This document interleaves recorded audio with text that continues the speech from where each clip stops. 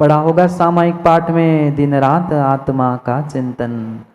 पढ़ा कभी? हम तो पढ़ते ही नहीं महाराज जी। दिन रात आत्मा का चिंतन, मृदु संभाषण में वही कथन, निर्वस्त्र दिगंबर मुद्रा में भी प्रकट हो रहा अंतर्मन। धन्य है अंदर बाहर से जो एक है। जैसी निर्वस्त्र दिगंबर बहिरंग मुद्रा है, निष्परिग्रह बहिरंग मुद्रा है, ऐसे ही मूर्छा से रहित, परिग्रह से रहित वे 24 परिग्रहों का त्याग करते हुए, जिन्होंने बाहर की गांठ नहीं, अंदर की भी कसायों की अंतरंग परिग्रह की भी गांठ जिनने खोली है, वे ही साधु सभी के होते हैं और सभी साधु के होते हैं। चाहे डाकू पहुंचा तो आंख नहीं खुली, चाहे मां पहुंची तो आंख नहीं खुली। साधु किसी के नहीं होते, साधु किसी के नहीं होते, साधु किसी के नहीं होते, साधु सभी के होते हैं। किसी से मतलब किसी एक व्यक्ति विशेष के नहीं होते। कहने वाले तो कहते रहते हैं कि साधु तो उनके हैं, साधु उनके होते हैं। साधु किसी के नहीं मां, साधु सभी के होते हैं और सभी साधु के होते हैं। जो सम्यक दृष्टि होते हैं उनके लिए सभी साधु समान होते हैं। कोई अंडल, कोई मंडल, कोई पंडल, कोई पंडल कुछ नहीं, मात्र पिच्छी और कमंडल के अलावा उनके पास अन्य कोई परिग्रह होता ही नहीं है। पिच्छी, कमंडल और शास्त्र, ये तीन ही उपकरण उनके पास होते हैं, अन्य कुछ नहीं है। क्योंकि उन जानते हैं परिग्रह चिंता दुख ही मानो, परिग्रह चिंता दुख ही मानो। दुखी है। एक को संभालने के लिए दूसरा, दूसरे को संभालने के लिए तीसरा, तीसरे को संभालने के लिए चौथा। वह परिग्रह जोड़ते पूरा घर गृहस्थी ना बसाने पड़े, इसलिए सभी परिग्रह का त्याग करते हैं। धन्य है वे साधु। तुम्हारे चौकों में भी माताओं पहुंचते हैं, पर आपके बर्तन को किसी प्रकार से झूठा तक नहीं करते।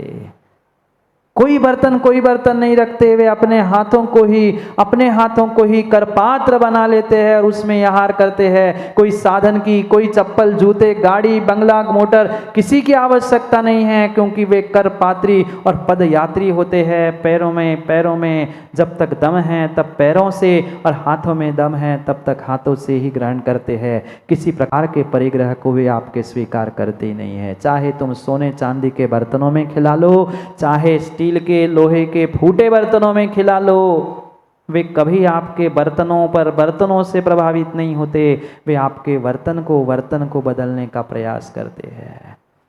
धन्ना ते भगवंता, दिन रात आत्मा का चिंतन, मृदु संभाषण में वही कथन। अगर बोलते भी है तो वही आत्म कल्याण की ही बातों को करने का प्रयास करते हैं। कभी अपनी पेटी भरने का प्रयास नहीं। अरे पेटी क्या, वे अपने पेट भरने की भी व्यवस्था श्रावकों से नहीं करते। और हम बोलो ना, हम महाराज पेटी भी भर जाए तो और अगली पेटी भरने की तैयारी करते हैं, अगली पेटी भरने का पुरुषार्थ करते हैं। धन्य है वे साधु। इधर माँ जोर से चिल्ला पड़ती है, क्या कहा सरकार, क्या कहा तुमने? वो नंगा जानता था, मैं फूट के उसके सामने रो के आई। मैंने पूछा आगे कोई डर तो नहीं है, कोई खतरा तो नहीं है, पर उस नंगे ने आंख तक नहीं खोली और तुम्हें आशीर्वाद दिया। क्या साधु ने आशीर्वाद दिया था? नहीं दिया था। ना साधु ने डाकू को आशीर्वाद दिया था, ना साधु ने माँ को आशीर्वाद दिया था। वे तो दिन रात आत्मा का चिंतन, आकिंचनो हम परिग्रह रहित हम, इस आकिंचन का ही आनंद ले रहे थे। शून्य स्वभाव का आनंद ले रहे थे, निष्परिग्रह का आनंद ले रहे थे। उसे आपके माँ से एक संबंध नहीं था, माँ से लेना देना नहीं था, धन दौलत कंचन कामिनी से कोई लेना देना नहीं था, ना डाकू से कोई लेना देना था, ना माँ की ममता से कोई मतलब था, ना डाकू की क्षमता से कोई मतलब था। वे तो अपनी समता में ही लीन हो चुके थे। ध्यान रखना, वे धरती के देवता का ही आज का दिन है उत्तम आकिंचन्य। उत्तम आकिंचन्य, बाहर भी कोई लंगोट की गांठ नहीं है। गांठ खोलने में समय लग जाए, गांठ खोलने में समय लग जाए तो उतना उतना उतना मेरा सामायिक का, माला फेरने का, समता परिणामों का, आवश्यकता का समय कम हो जाए। इसलिए निर्ग्रंथ मुनिराज एक लंगोट भी नहीं लगाते। कई सारे लोग आते हैं, कहते हैं महाराज जी कम से कम एक आध लंगोट तो लगा दो, पर लंगोट नहीं, लंगोट वही लगाता है, लंगोट वही लगाता है, लंगोट वही लगाता है जिसके भीतर कुछ खोट होती है। जिसके भीतर कुछ खोट होती है वही लंगोट लगाता है। उनको लंगोट की आवश्यकता ही नहीं है, उनको लंगोट की आवश्यकता ही नहीं है। वो माँ माँ पुनः कहती है सरदार धिक्कार है, सरदार धिक्कार है। सरदार भी हक्का बक्का पड़ गया, किसको धिक्कार कर रही, किसको धिक्कार कर रही। पुनः माँ फूट फूट के रोने लगी। पहले खुशियों के आंसू थे, अब दुख के आंसू थे। कोस रही थी, कोस रही थी, कह रही थी धिक्कार है मुझे अपने आप पर, धिक्कार है मुझे अपने आप पर। सरदार कहता है आप अपने आप को क्यों कोस रही, अपने आप को क्यों कोस रही हो।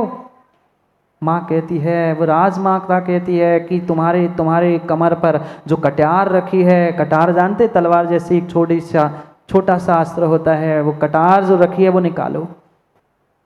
वो तो सरदार सोच में पड़ गया, माँ अब आपकी इज्जत नहीं लूटूंगा, आप तो चले जाओ, मुझे आपसे कुछ मतलब नहीं। वो कह रही मैं जितना कह रही उतना कर, जल्दी से कर नहीं तो मैं खींच लूंगी। कांपते कांपते हाथों से वो उसका हाथ कटार तक जाता है, वो निकालने ही वाला होता है। उतने में कहता है माँ बस एक बार इतना बस बता दो, आप कटार से करोगी क्या, क्या उस साधु को मारोगी। उसने तो कुछ कहा ही नहीं, उसने हमें आशीर्वाद भी नहीं दिया, हमने माथा टेका था। आप किसको मारना चाहती हो, आप कटार से करोगी क्या। वो कहती धिक्कार है, मैं अपने आप को कोस रही हूँ। जिस बेटे को 9 महीने अपने गर्भ में पाला पोसा, उसको अपनी बहन अपनी माँ की इज्जत की भी फिक्र नहीं, उसको धन दौलत तो छोड़ो, अपने माँ बहन की इज्जत की भी कुछ चिंता नहीं हुई। सब कुछ उससे मैं कह के आई थी, फिर भी उसने कुछ नहीं कहा, 20 कदम दूर जाकर क्या मुनिराज को सुनाई नहीं दे रहा होगा, कि वहां तक आवाज नहीं पहुंच रही होगी। पहुंच रही थी, पर फिर भी वे ऐसे ध्यान में लगे थे, उनके कानों तक तो शब्द पहुंच रहे थे, पर भीतर मात्र आकिंचन का ही चिंतन चल रहा था, आकिंचन का ही चिंतन चल रहा था। दिन रात आत्मा का चिंतन चल रहा था। वह सरदार भी बौखला जाता है, माँ फिर से एक बार कहना, आपने क्या कहा। हाँ, वो जो नंगा खड़ा है ना, वो नंगा मेरा बेटा है, 9 महीने तक मैंने कोख में पाला था, और आज मुझे धिक्कार है, दे दो जल्दी कटा, मैं अपने कोख को चीरना चाहती हूँ। धिक्कार है मुझे, जिस बेटे को मैंने 9 महीने पाला पोसा, गर्भ में रखा, बड़ा बनाया, उसको अपनी बहन अपनी माँ की कुछ भी फिक्र नहीं, कुछ भी चिंता नहीं। मैं अपने कोख को चीर डालना चाहती हूँ, मैं अपने आप को नष्ट करना चाहती हूँ। वो इतना शब्द सरदार के कानों में पड़ना ही था, सरदार धड़ाम से माँ के चरणों में गिर पड़ता है। धन्य है माँ, आप धन्य है माँ, ऐसे निष्प्रही साधु की आप माँ हो, ऐसे निष्प्रही साधु की माँ आप हो। मैं भूल चुका था, मैंने बहुत बड़ी भूल कर ली। ऐसे साधु की माँ को लूटा नहीं जाता, ऐसे साधु की माँ को मैं भी माँ मानता हूँ। सरदार ने आदेशित कर दिया, जितना धन लूटा था वह सब धन वापस कर लो। माँ रथ पे बैठो, ये बहन मेरी है, माँ मेरी है, वो बेटा तुम्हारा हो ना हो, पर मैं आज से तुम्हारा बेटा हूँ। ऐसे साधु को जन्म देने वाली माँ इतनी पूज्य है। ध्यान रखना, मंदिर से पहले देहरी पूजी जाती है, वह साधु के पहले साधु की माँ का इतना पूजा, इतना सम्मान हो गया। धन्य है वे, तो निर्द्वंद निर्विकल्प व निष्परिग्रह अवस्था में पहुंच गए। पर ऐसे साधु को जन्म देने वाली माँ अगर ऐसे संतान को जन्म दे सको, ऐसे संतान को जन्म दे सको तो दे देना। और पंचम काल में अगर तीर्थंकर नहीं बना पा रहे, साधु नहीं बना पा रहे, कम से कम माता पिताओं इतना पुरुषार्थ करना कि साधु के चरणों में जैसे ये शिविरार्थी बैठे हैं, ऐसे अपने संतानों को भी साधु के चरणों में बिठाने की शक्ति प्रदान कर लेना। तभी तुम्हारा धर्मात्मा अपने को प्राप्त करना सार्थक हो सकता है, अन्यथा नहीं, अन्यथा नहीं। इतना आसान नहीं है साधु बनना, इतना आसान नहीं है साधु बनना। पर साधु के चरणों में तो बिठा दो। साधु बनो ना बनो, आर्य का बनो ना बनो, पर साधु और आर्य का उनके चरणों में बैठने के योग्य तो रख लेना। उतने तो योग्य रख ही लेना, उतने तो अपने कुल की सुरक्षा कर ही लेना। बाकी युवाओं से कल पुनः चर्चा करते हैं। क्या करूं, समय हो रहा है, घड़ी नहीं रुकती ना, घड़ी नहीं रुकती। और लखनऊ की शायद घड़ी और तेज चलती है जागे जी, पता नहीं कि दो यहाँ तो लखनऊ में तो एक ही क्लॉक टावर लगा है, यहाँ तो दो क्लॉक टावर लगे, दोनों की घड़ी डबल स्पीड से चलती, तो क्या करें, यहाँ तो और तेजी से चल रहा है। धन्य है वे साधु, धन्य है साधु जो उत्तम आकिंचन स्वरूप को जानते हुए मात्र जानते नहीं है, जिन्होंने उसे आत्मसात कर लिया। वो जोकर मत बनो, छोड़ दो परिग्रह का राग, छोड़ दो जोड़ना, जोड़ते जाओगे उतने ही मरते जाओगे। ये निर्णय करो, एक क्षण, एक मिनट जो तुमने व्यर्थ किया है, वह परिग्रह के पीछे उतने समय कितना पाप हमने कमाया है। किंचित विचार करने का प्रयास करो। धन्य है साधु, जिनके पास ना लंगोट है, न जिनके पास कोई कोट है, न वोट है, न नोट है। ऐसे साधु धन्य हैं। वह उत्तम आकिंचन्य धर्म से युक्त निर्ग्रंथ साधु हमारे लिए वंदनीय है। वह चरणों में गिर पड़ता है। कौन? डाकू का सरदार। ऐसी माँ धन्य है, जब माँ इतनी पूज्य हो सकती है, माँ इतनी धन्य हो सकती है, ऐसे साधु को जन्म देने वाली, फिर साधु कितने महान होंगे। सोचो, विचार करो। बहुत अच्छा है हम सभी साधु बन जाए, और नहीं बन पा रहे हैं तो कम से कम साधु की सेवा, साधु की वैयावृत्ति करने का पुरुषार्थ जीवन में करते रहना, क्योंकि पुनः मनुष्य पर्याय मिले जरूरी नहीं है। छठे काल में और नरकों में साधु के दर्शन होना संभव नहीं है। इसलिए सोचो विचार करो। वे धरती के देवता क्यों कहलाते हैं? चंद पंक्तियों के साथ समझते हैं और विराम लेते हैं। क्योंकि संजीव भाई आप बैठे सामने तो 4 पंक्तियां तो बनता है सुनाना। चंद पंक्तियों के साथ उन साधु धरती के देवताओं के बारे में समझते हैं, कैसी तो उनकी आकिंचन्य प्रवृत्ति है, उसे समझते हुए, उसे पहचानते हुए हम आज उस उत्तम आकिंचन्य को आत्मसात करने का प्रयास करते हैं। 24 परिग्रह नहीं माताओं, पूरा परिग्रह का त्याग नहीं कर पा रहे हैं, कम से कम परिग्रह परमाणु व्रत तो ले सकते हैं। जीवन भर में इतना तो कर सकते हैं कि 5 अरब से ज़्यादा मैं धन संपत्ति लिप्टन नहीं रखूंगा। अरब कह रहा हूँ, इतना भी माँ आप निर्णय नहीं कर सकते। 50 किलो सोना से अधिक नहीं रखेंगे। 50 किलो कह रहा हूँ, तोला नहीं। मैं बहुत अधिक कह रहा हूँ, इसलिए कह रहा हूँ कम से कम उतनी तो सीमा करो। उसके ऊपर का परिग्रह के पापों से बचोगे। हर व्यक्ति को अपनी औकात सीधी भाषा में पता है। हम अभी आगे कितना कमा सकते हैं, कितना है सब जानते हैं। उससे 10 गुना, दुगना नहीं कह रहा हूं अखिलेश, 10 गुना की सीमा कर लो। परिग्रह परमाणु व्रत श्रावक को आवश्यक है। हम उत्तम आकिंचन नहीं, मात्र आकिंचन और परिग्रह परमाणु व्रत ही धारण कर ले अपने अपने अपने अपने भोगो भोग परिग्रह आदि की सीमा कर लो। नरकों के तीव्र असीमित दुखों से बचने का कुछ कुछ उपाय आप प्राप्त कर सकते हो। जिंदगी में परिग्रह प्रमाण व्रत अवश्य अवश्य अवश्य ग्रहण कर लेना। अपने अपने हिसाब से बना लो। माँ घर में रखी हुई सब सामग्री प्रयोग में आती है।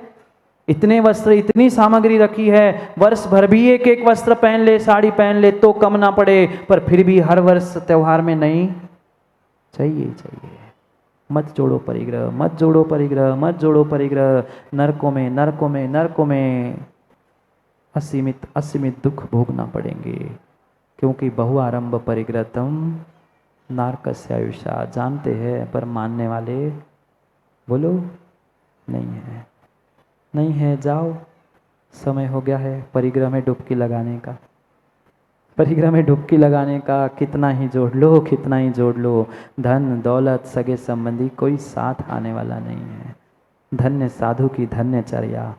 वे देवता क्यों कहलाते हैं, चंद पंक्तियों में समझते हैं और आज की बात को विराम लेते हैं। पहनते हैं नहीं ये कोट, पहनते हैं नहीं ये कोट, नहीं होती कोई लंगोट। पहनते हैं नहीं ये कोट, नहीं होती कोई लंगोट। ना ही रखते हैं कोई नोट, मांगते ना कभी ये वोट। वोट कौन मांगता है? नोट भी उनके पास होती है और वोट भी होती है। जिनको वोट चाहिए वो नोट बांटे, जिनको नोट चाहिए वो वोट बांटे। ना उनको वोट से मतलब, ना नोट से मतलब, ना कोट से मतलब, ना लंगोट से मतलब। पहनते हैं नहीं ये कोट, नहीं होती कोई लंगोट। ना ही रखते हैं कोई नोट, मांगते ना कभी ये वोट। दिगंबर गुरु ही ये है, वही अंदर बाहर नहीं खोट। फिर से सुनना। पहनते हैं नहीं ये कोट, नहीं होती कोई लंगोट। ना ही रखते हैं कोई नोट, मांगते ना कभी ये वोट। दिगंबर है गुरु ये, नहीं अंतर बाहर कोई खोट। दिगंबर गुरु ही होते हैं, वही अंतर नहीं है खोट। तभी तो देवता है ये, जो कर्मों को देते हैं चोट। कर्मों को देते हैं ये चोट, कर्मों को देते हैं ये चोट। जिनके अंदर बाहर कोई खोट नहीं है, जिनके अंदर बाहर कोई खोट नहीं है, वो ही कोट और लंगोट से रहित होते हैं। और जो लंगोट और कोट से रहित है, वे नोट और वोट के पीछे कभी नहीं दौड़ते। तभी तो धरती के देवता ये अपने कर्मों को चोट देते हुए भगवान बनने का प्रयास करते हैं। जाओ, चोट देने का समय हो गया। मतलब आप समझ गए होंगे। समय पर पुनः समय की बात को समझने के लिए समय पे पहुंचते हैं, क्योंकि समय पे किया गया काम समय को दिलाता है। बोलिए भगवान महावीर स्वामी की